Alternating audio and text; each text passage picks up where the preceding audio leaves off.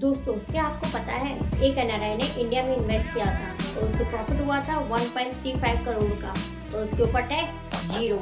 ये कोई जुगाड़ नहीं है, ये 100% लीगल है। रिसेंटली मुंबई आईटीएटी का एक रूलिंग आया था। उस रूलिंग के अकॉर्डिंग एक एनआरआई सिंगापुर में रहता था और उसने म्यूचुअल फंड में इन्वेस्ट किया था और एग्जिट करते वक्त उसे 1.35 करोड़ का प्रॉफिट हुआ था। इनकम टैक्स डिपार्टमेंट ने टैक्स मांगा, लेकिन कोर्ट कहता है नो टैक्स पेबल। अब आप सोच रहे होंगे ऐसा क्यों? इसके पीछे दो बड़े रीजन हैं। First is treaty is a king. Section 90 section 2 के अकॉर्डिंग अगर इंडिया के किसी देश के साथ टैक्स ट्रीटी है तो टीटी के रूल्स डोमेस्टिक लॉ से ऊपर होते हैं। Second is asset classification. India Singapore DTAA के आर्टिकल 13 के अकॉर्डिंग इंडिया सिर्फ शेयर्स पर टैक्स मांग सकता है।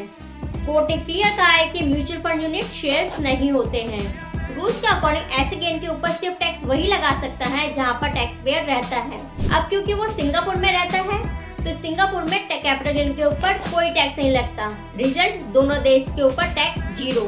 लेकिन रुकिए, ये सबके लिए ब्लैंकेट एग्जेम्पशन नहीं है। इसके लिए आपके पास TRC होना चाहिए, आपके जो पेपर वर्क है वो सॉलिड होने चाहिए और इन्वेस्टमेंट आपका जेन्युइन होना चाहिए। क्या आपका इन्वेस्टमेंट टैक्स स्ट्रक्चर एफिशिएंट है?